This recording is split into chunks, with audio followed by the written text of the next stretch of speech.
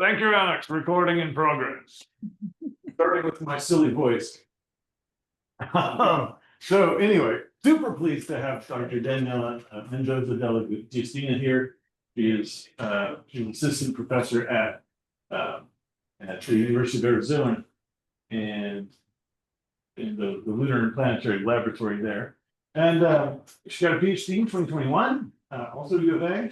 She is the deputy principal investigator of the OSIRIS-REx mission, and specifically the imaging lead of that. And she's PI of OSIRIS-APEX, which I bet she's going to talk about, and also on the instrument team for Artemis 3 seismometer team. So just mentioning that. I don't think that's on the agenda, but that's pretty cool too. If you're going to the American Astronomical Society meeting in January, you will hear her. She's been invited to do the plenary talk there. And I think it's a Catholic lecture and lots of other awards, but we are short on time. So I'm just going to turn it over to you. Thank you so much for speaking with us today, Danny. Yeah, my pleasure. Thank you for the invite, Guy. Okay, so I'm going to dive right in. I will say when I was asked to give this talk, it was sort of the request was centered about results from the OSIRIS-REx samples. So that's where a lot of my focus will be. And I'll add some caveats as we get into that.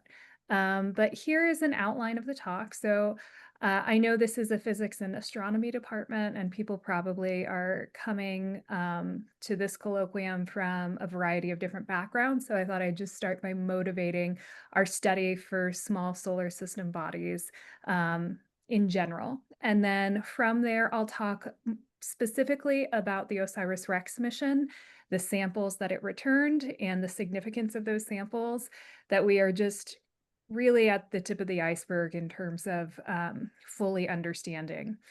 And then I'll talk a little bit about the future of the spacecraft, formerly known as OSIRIS-REx, and the next mission that we have planned for that spacecraft. Okay, so just a little, I guess, small bodies, small solar system bodies 101.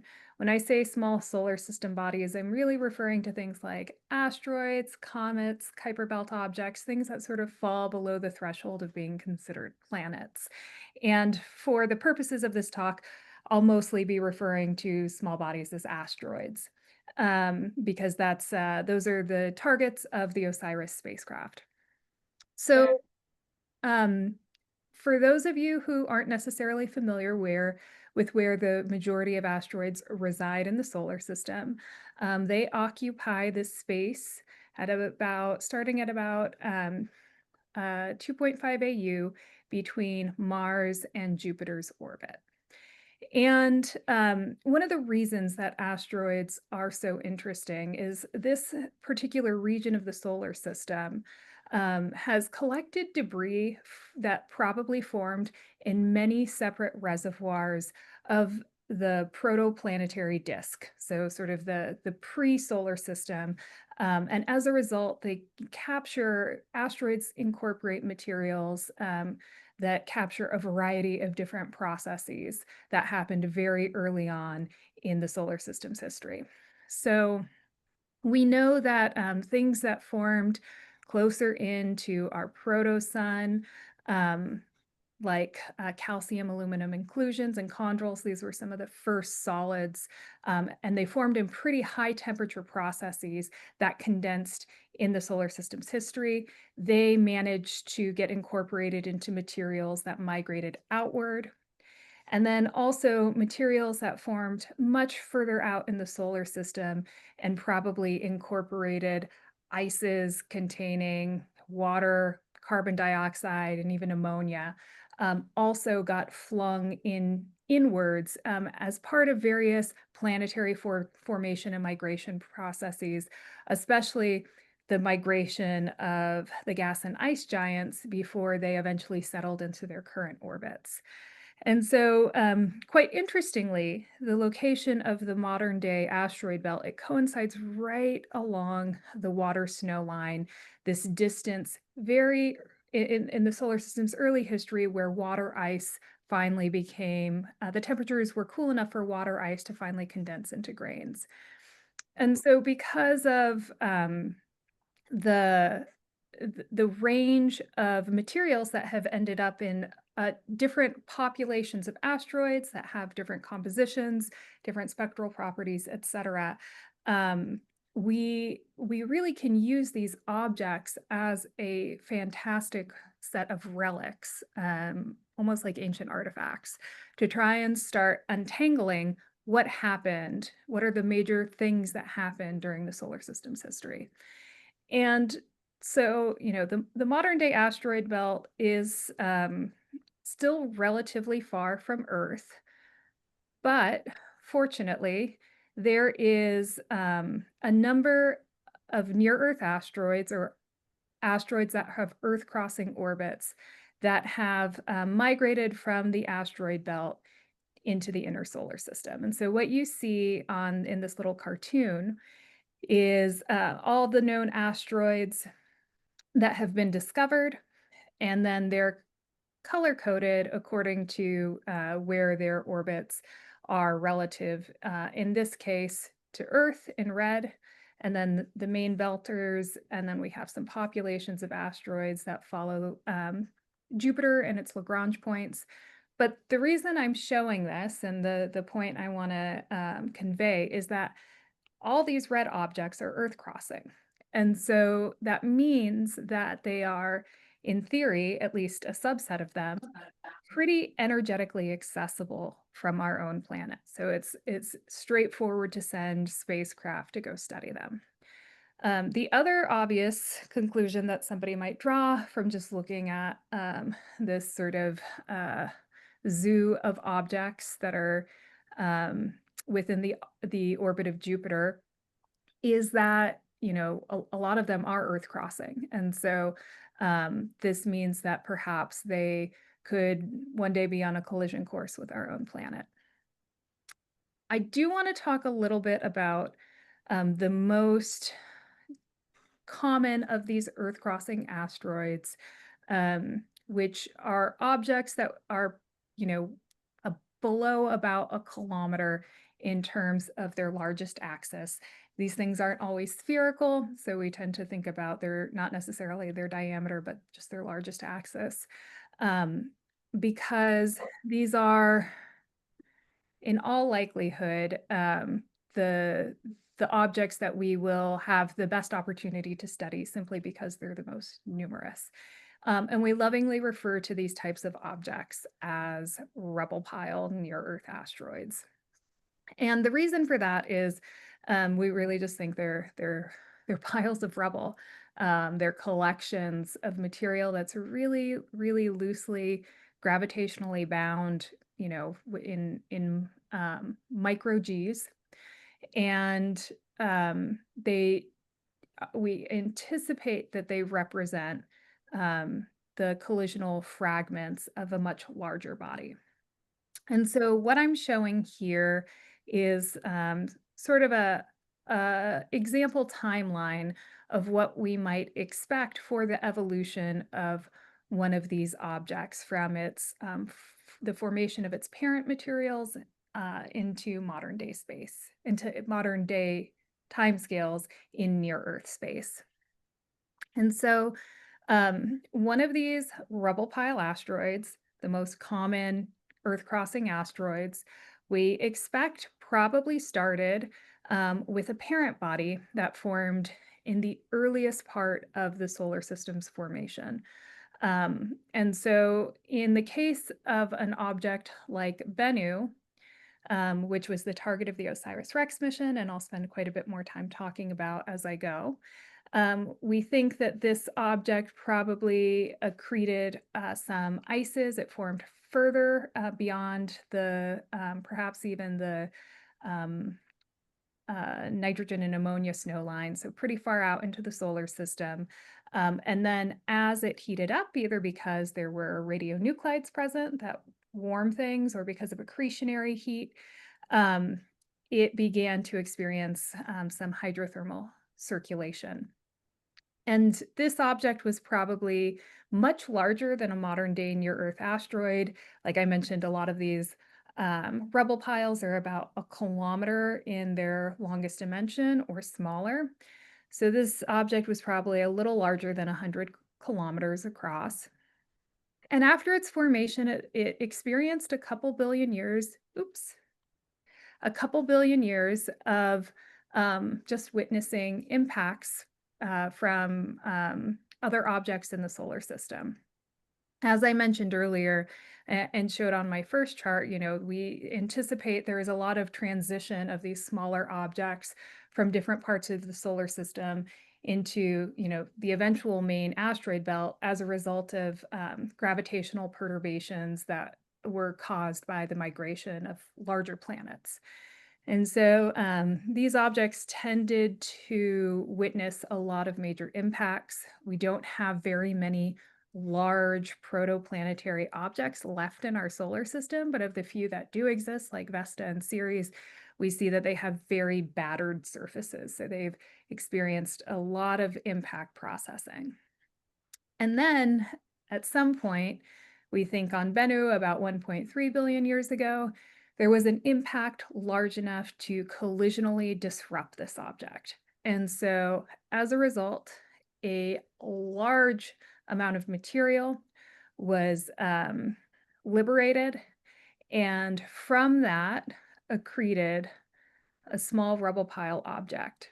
Now, in the case of a lot of these near-Earth asteroids that we've had a chance to visit with spacecraft, the statistics work out that they probably go through a few generations of big collisions where they're disrupted and then they reaccrete. And so something like Bennu may have, it may be a first generation object, but in all likelihood, it's probably a second generation impact, a second generation rubble pile object where it experienced another major impact, maybe some other thermal processing, and then the final body reaccreted and drifted into near Earth space about 2 million years ago.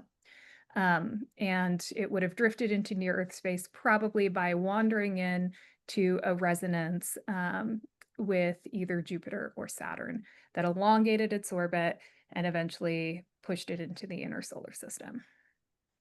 Okay, so now we have a nice collection of these objects, as I showed you before, in near Earth space. And I think a natural question is why do we spend, billions of dollars now sending spacecraft to study them? And so I've certainly hinted at a lot of the reasons so far, but I feel like it's worthwhile just spelling them out. And I think the first one is that asteroids are remnants of solar system formation, and so they bear the fingerprints of a lot of ancient processes. Something I'll be spending quite a bit more time talking about in the context of Bennu is that these asteroids can contain materials thought to be precursors to life, including water and organic molecules.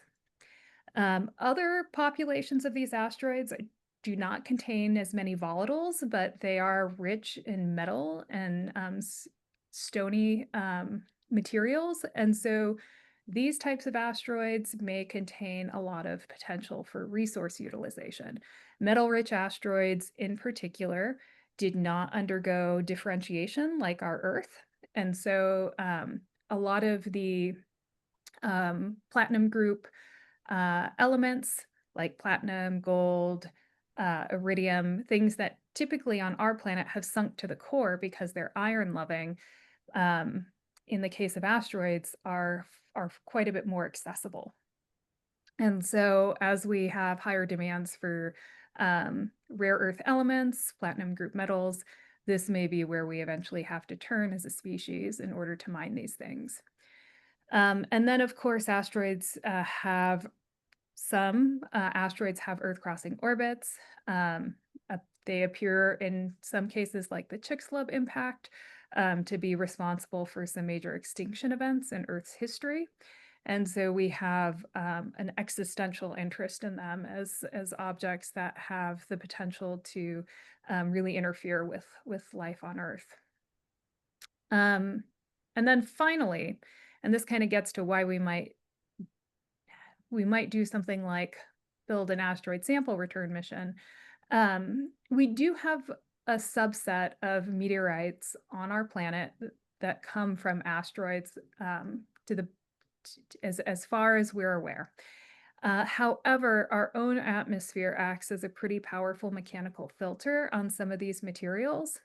And so if we are interested in studying asteroids directly instead of trying to infer from a biased sample set about their properties, then we might be so inclined to send a spacecraft directly to one and even perhaps return some material for us to further study. All right, so in the context of Bennu and the OSIRIS-REx returned samples of that asteroid, these are kind of the two that I'll end up focusing on more on this talk. But certainly I could spend probably an entire semester talking about everything that we have discovered from asteroid Bennu and how it contributes to each one of these points. So there's a lot to say. All right. So getting right into it, next I'm going to introduce the OSIRIS-REx asteroid sample return mission. So this was a spacecraft mission that we designed to sample what we thought at the time and later confirmed it was a carbon-rich near-Earth asteroid named Bennu. This shows right here the science deck of the spacecraft, and it just highlights where on the spacecraft, which you can think of as kind of an SUV-sized cube that has some solar panels attached and some pretty large antennas. This is where on the spacecraft the main scientific instruments were housed. And so this spacecraft launched in 2016 and arrived at asteroid Bennu roughly 2 years later in December of 2018. Several of the instruments on board were optical cameras built here at the University of Arizona. We also had 2 spectral instruments that covered the visible to near infrared to far infrared wavelengths. We had a scanning laser altimeter, but most notably, we had a sampling mechanism. And that's what you can see right here. So this sampling mechanism included an arm. It was dubbed the tag SAM, the touch and go sample acquisition mechanism. And if I slip into that usage, it's because I have many years under my belt of referring to this as the tag SAM. But it had this 3-meter arm that was normally tucked away in this little area of the spacecraft, but right before sampling, fully extended so that we could touch down on the surface of an asteroid very briefly without having to do a full landing. And once we did that, our sampling mechanism, which you can see right here and is better shown in this actual picture of the sampling mechanism pre-launch. So this is basically a close-up view of our sampler, and the arm is below, or to the right, I should say. This mechanism was designed to touch down on the asteroid and trigger 2 accelerometers that would then signal to our spacecraft to release nitrogen gas, ultra pure nitrogen gas, that would agitate the surface and allow that agitated material to enter into this inner annulus, this sort of throat of the tag SAM mechanism. And so a couple of things worth pointing out is that where the material was intended to get agitated into only had about a 3-centimeter opening. The entire component of the sampling head that material could flow into was 21 centimeters.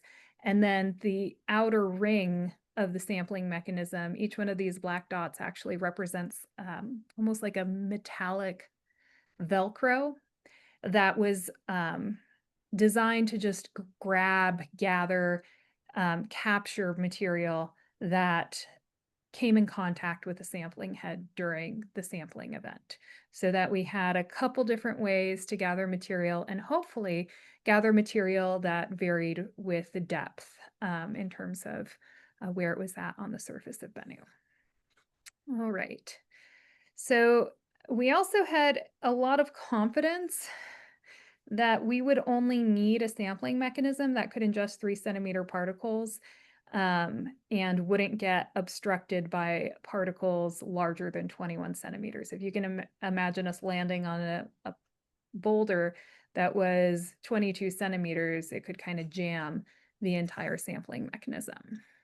And we had a lot of confidence that this was the right design because we thought Bennu was going to be a very smooth object with lots of fine grained material.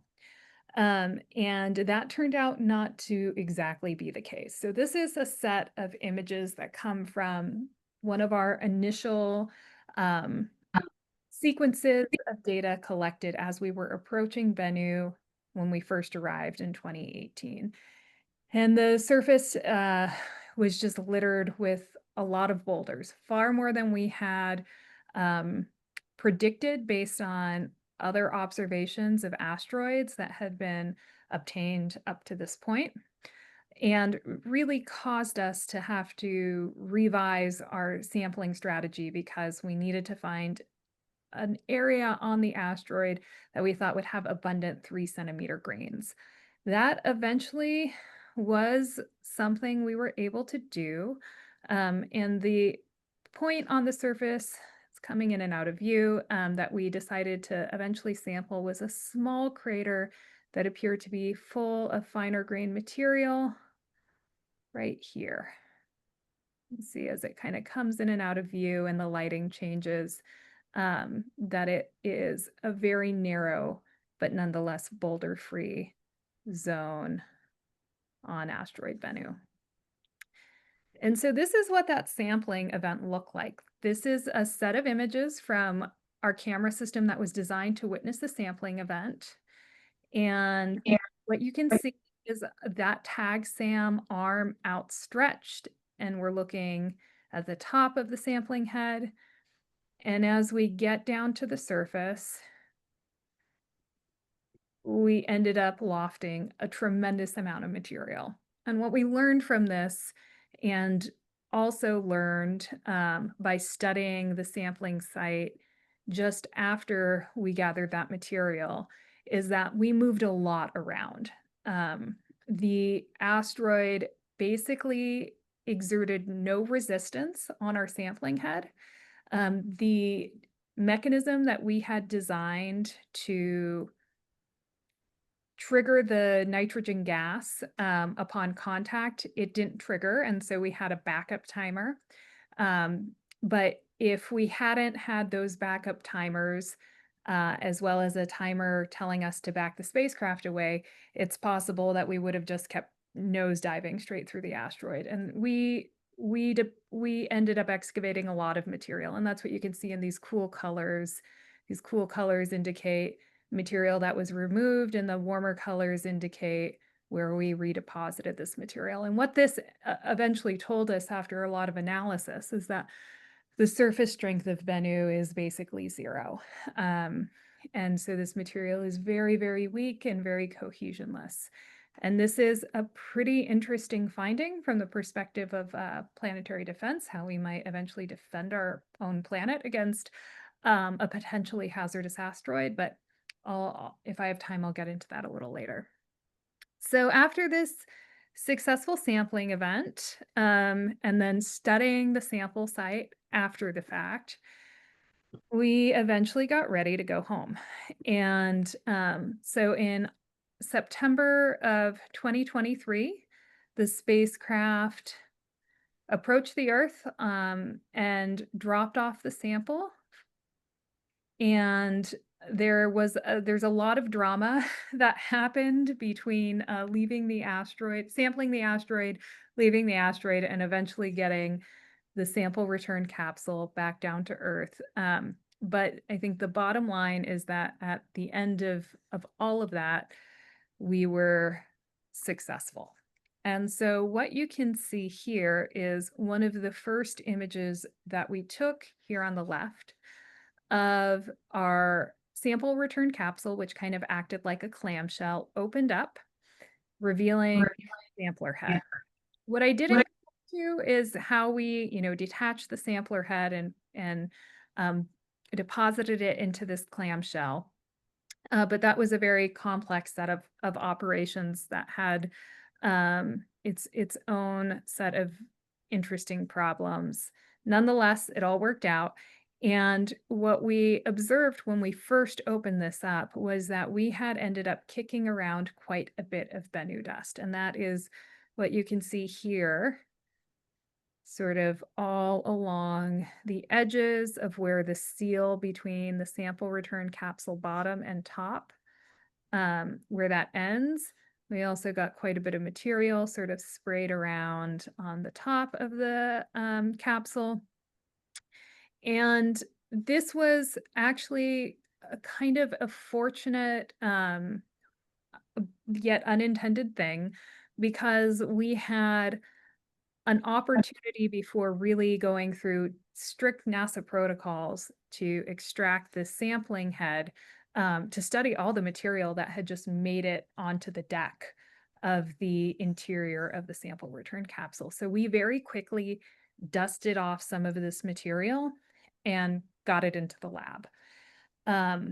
And our initial sample analysis results were very exciting. They showed that the material was full of water-bearing clays, and also some minerals that we had anticipated based on our data collected by the spacecraft, like sulfides and things like magnetite. The thing to note here is that all of these types of phases are really indicative of a stony object that got altered by the presence of water, aqueously altered, as we'll say. And so that's what we had predicted based on what we had found with the spacecraft, but it was a great confirmation to see that in the actual samples. We also found lots of interesting phases of carbon and organic molecules. So this is a image of one of these little dust grains that we dusted off the spacecraft deck in visible light and in UV light. And what you see here, these little things that are popping out in the UV data, are carbon nanoglobules. And so we were pretty excited that we were starting to confirm a lot of the inferences made based on our remote sensing data. As we were able to get and extract more and more sample out of the sampling head, which was tricky because we actually had a screw that had cold welded the sampling head shut, and NASA had to go engineer a new screwdriver because, as you can imagine, we had very, very tight contamination control requirements on anything that comes into contact with this sample. So they had to go engineer a new contamination control compliant screwdriver to open up this challenging screw. We began starting to extract the sample from that sampling head in some ways that were different than we had planned. And so this shows sort of the majority of material that we scooped out from the sampling head using that small 3-centimeter gap that I showed you when we looked at the sort of the straight on view of the sampler. And so you can get a sense for what these materials look like. Really interestingly, we noticed right away that these materials looked a lot like the stuff we had seen directly on the asteroid, but at much different scales. So on Bennu, we saw there was lots of these, what we called hummocky boulders, these things that looked like they had a kind of cauliflower texture, but they were large. We're dealing with scales of about 10 meters here. But we saw really similar sort of scale invariant textures in a subset of stones that were extracted from the sample. We had angular boulders that we also observed in the Bennu data, a little smaller in scale, but still orders of magnitude larger than the stones returned by the sample. These angular boulders have really, really linear faces and lots of fractures. And we see that also in a subset of the particles returned, again, at much smaller scale in the sample. One of the most interesting things that we found on the asteroid were these these boulders that had very bright veins inside of them. And these veins were centimeters thick. Well, we interpreted them as veins, but these sort of bright linear features. And we examined spectrometer data from the spacecraft. So looking at the reflected light across these wavelengths in the infrared, and inferred that these bright veins might be related to carbonate minerals. And so if that interpretation was correct, it would imply that very, very large amounts of fluid was flowing and there was hydrothermal deposition, probably not on Bennu, but on its parent body. And that this would have occurred for thousands of millions of years because you need a lot of host rock, you need a lot of water in order, given the solubility of things, to leach enough carbonate and redeposit it in the cracks of some of these boulders. So that was our theory about why we observed these bright veins. And in the sample, we have discovered some carbonate phases, but a lot of the bright exposures that we see are interestingly very blue when we sort of spectrally stretch them, and appear to have a very distinct magnesium phosphate composition. And I'll talk a little bit more about that. But we feel like more or less we've seen pretty good correspondence between the different populations of materials that we observed on the asteroid and what we are finding in the sample. So that's great. So now we're in the process of doing a pretty detailed inventory of this material based not just on the little bit of dust that we gathered from the avionics deck that I showed in that earlier image, but now actually looking at individual stones. And the next step is going to be to see how much variation there is across these different types of stones that appear to represent perhaps different types of materials that could have formed on Bennu's parent body. Okay. So there is quite a bit of water, and in particular hydrogen, in the Bennu sample. And it occurs primarily as clay minerals, things like serpentine and saponite. And we know that on Earth, these types of materials, and that's what you can see over here, at a pretty fine scale and some electron backscatter images. These are the wispy minerals that you see. And so for context, for anybody who's ever seen asbestos, that is a phyllosilicate, a clay mineral, similar to what we observe on Bennu, and it has very wispy structure. So on Earth, these minerals tend to form through a process called serpentinization. And this is basically when we have water altering mantle rocks. And so it's, again, another really big clue towards the processes that were happening on Bennu's parent body. Hydrogen makes up about a weight percent of the Bennu samples in what we've analyzed to date.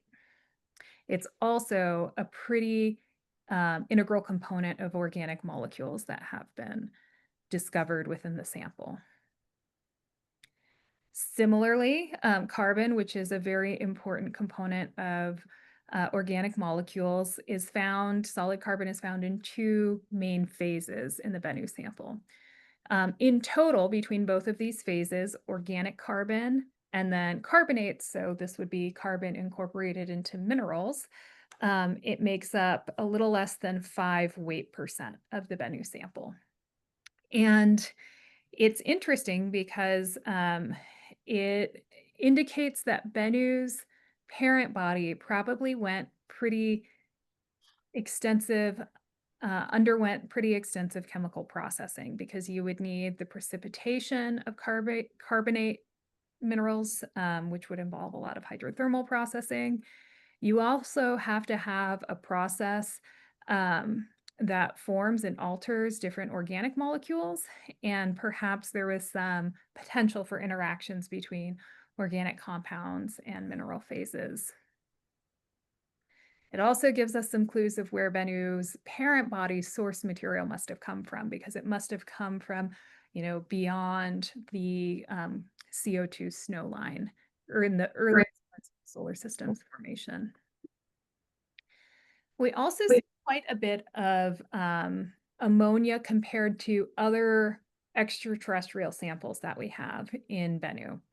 So this just gives you some perspective as compared to the Murchison sample. This is a meteorite that fell in Australia in 1969, and then it was almost immediately, because it was an observed fall, it was almost immediately collected and analyzed. And so there's less opportunity for our own biosphere, our own atmosphere, to contaminate it and create some ambiguity in the results. So Murchison, the amount of ammonia that was detected in Murchison is shown here versus Bennu. And it suggests that there was that again, Bennu must have incorporated materials that formed pretty far out in the protoplanetary disk, beyond now the ammonia snow line. And there is some interesting data from the isotopic composition and its variation in terms of which nitrogen isotopes we've seen, that suggests we even had some infall from cold molecular clouds in the interstellar medium. And that material somehow also was incorporated into Bennu's parent body. Overall, nitrogen in Bennu makes up about a quarter weight%. Okay. I won't go through all the composition, through everything we found in the sample to date. That would take me hours, but I am highlighting a couple things just to frame, I think, one of the most interesting things about the Bennu sample, which is that it perhaps represents objects very similar to those that delivered volatiles to the early Earth. So bear with me for just another moment. We also find quite a bit of sulfides, which are sulfur-bearing minerals in the sample. And between organic molecules and these sulfide minerals, you can see some images here. They're really hexagonal. We see about 4 to 5 weight% sulfur in the Bennu sample. And finally, one of the things that's most interesting to me as somebody who is, comes from a background of studying asteroid spectra, is the presence of phosphates. So the bright veins that we thought we saw related to the presence of carbonate on the asteroid from remotely sensed data, in the sample, we have been able to analyze the things that look similar. And this is a picture of one stone of interest, and you can see these sort of patchy whitish blue exposures. And these appear to be magnesium and sodium rich phosphates. They form as almost crusts on the exterior of the sample. They have a pretty small presence, but may, because of the way they sort of present themselves on the exterior as crusts, they may have an outsized role in the overall color of the asteroid. And one of the most interesting things about the presence of these phosphates is we don't see them normally in astromaterials. We don't really see them in meteorites, and they probably would have been quickly broken down by Earth's atmosphere, um, or not survived passage through Earth's atmosphere in meteorite samples. But we do see the presence of some phosphates in spacecraft data from icy moons in the outer solar system. And so perhaps this represents sort of an evaporite phase that formed from a brine, an ocean, if you will, on Bennu's parent body. Okay. Now, as we sort of put this together, thinking about, okay, here are a lot of the base minerals and the base elements that we're finding in the sample. One of the more interesting aggregate results is that we have found several different amino acids in the sample. And so I am not an astrobiologist by training. I am a physicist and geophysicist by training. And so for me, this has been one of the most fascinating parts of the mission, is really trying to brush up on, origin of life and astrobiology concepts, so that I can fully understand some of the really interesting things that are coming out of this data set. So there's over 500 amino acids that exist in nature, but there are 22 important amino acids that get incorporated into proteins that are used in the genetic code of life. And we have to date detected all but 4 of the 22 essential amino acids in the Bennu sample. And my personal theory, I think we have, since this chart was put together and the last study was published on this, I think we have also now discovered, I believe it's lysine. And my theory is that as we continue to examine and analyze the sample, we're going to find even more, and perhaps find all of these in the Bennu sample.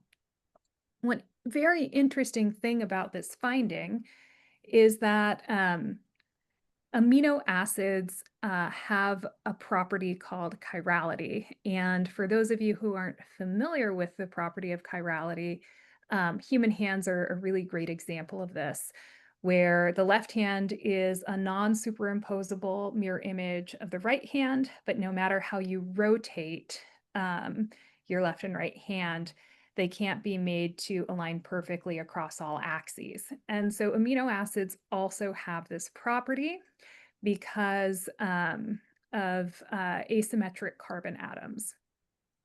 Interestingly, for whatever reason, only L amino acids were selected for incorporation into proteins during the evolution of life. And so somehow the origin of life is linked to breaking this chiral symmetry. And the thinking for some time has been that perhaps the materials that seeded the origin of life were themselves biased. So perhaps there was a bias in left-handed amino acids.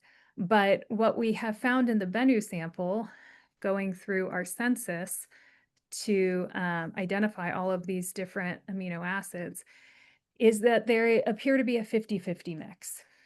And so this suggests that life's left-handed bias didn't necessarily originate from whatever prebiotic molecules might have existed in the environment. The reason that this is also, I think, interesting and foundational to planetary science is that we know very, very early on in Earth's history, it was a magma ocean.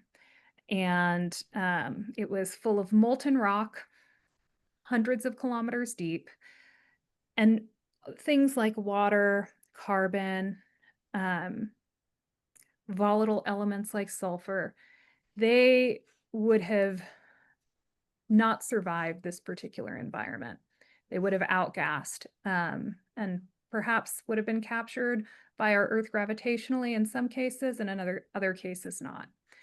But this is obviously not what our Earth looks like today, right? So there had to be some materials that delivered the basic building blocks of life to Earth.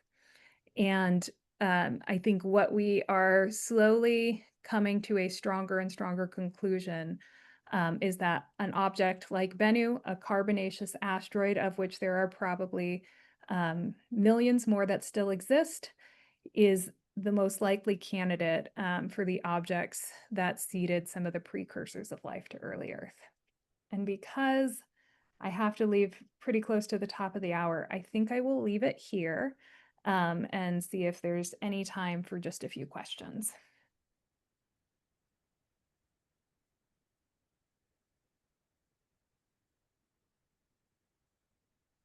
I can do. I have a quick one. So we think that Bennu, if we were to, so spectroscopically, it's a C type, and but it's not really like a carbonaceous chondrite like the Murchison fall, right? It's different. Yeah, I can anticipate your question, but I'll let you finish if. I was just going to ask about D types. Do we have any D type samples on Earth? And maybe Lucy's going for D type. I forgot, but do we have any sample return missions for D types? It's a really good question. So I think there's a lot of nuance. Bennu is within the C complex, but it is kind of a rare object within the C complex. It's a B subtype. And so one very interesting thing about Bennu, why it has that B subtype designation, is it's spectrally blue, and a lot of other C types are not. And we think because it has this magnesium phosphate, and that's pretty bright and pretty blue, and we haven't ever seen that before, that's probably the spectral bluing agent that gives it its distinct appearance in astronomical data. And so, it may be that Bennu is truly, truly special. However, we do see similarities between Bennu data and Ryugu sample data. Ryugu is the asteroid that was sampled by the Japanese Hayabusa 2 mission. They have a much smaller sample than we do. Their sample is about 5 grams. Ours is about 120 grams. So it's possible there's some biasing effects from just looking at different sizes of material. But in a lot of ways, they appear quite similar. So it opens up this outstanding question of why do we see really similar materials in a lab, and they look quite different in the astronomical data sets as well as the remotely sensed data sets. And that's something we're still trying to answer. As far as your question about D types, I would guess a D type material would probably have quite a bit of nitrogen incorporated into it and quite a bit of ammonia.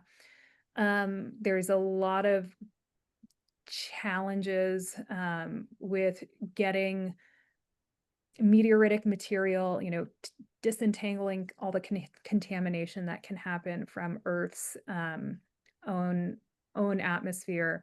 But I would say if we have anything in our collection, it's probably similar to Tagish Lake.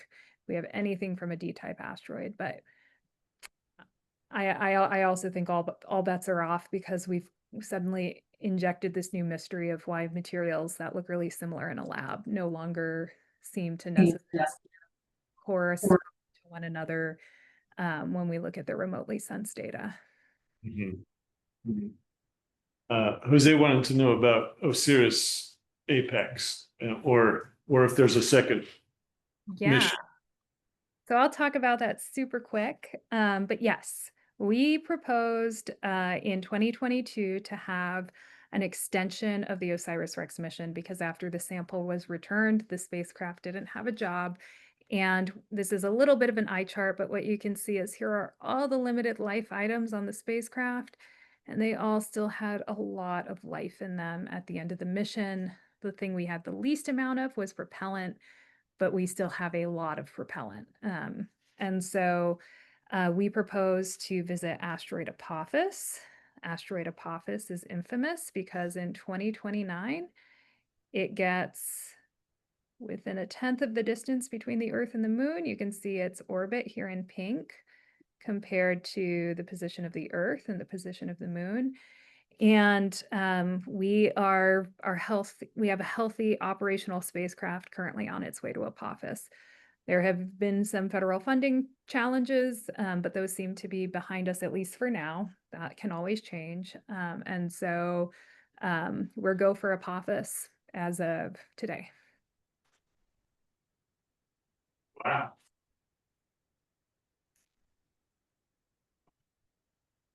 Any other questions I can take in this last minute? I think Jose also asked if there were any new minerals or new structures found. Yeah, that's a great question. Not yet.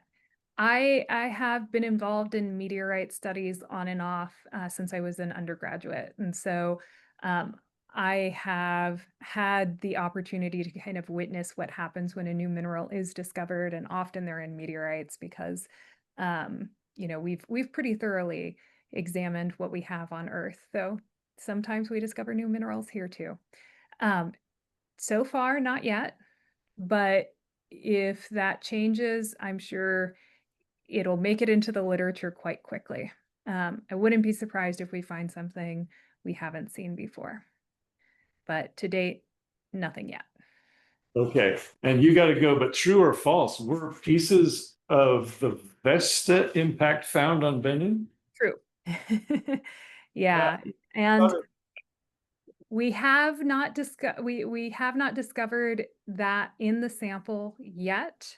But we got just a few weeks ago, right? We still have people going through the sample. There's so much material. We got some early indications that maybe we do have some Vesta-like material in the sample.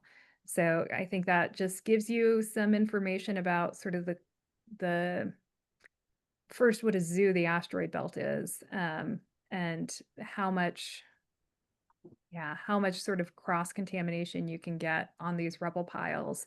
But also might give us some interesting constraints on the timing of Bennu's formation, the formation of its parent body, the formation of its asteroid family, and the Vestoids, Vestas, the family that it created. Fantastic. Hey, thank you so much, Danny. Thank you. Let's thank you. All right. Have a great rest of your day. I appreciate the opportunity to come and talk to y'all. Yeah.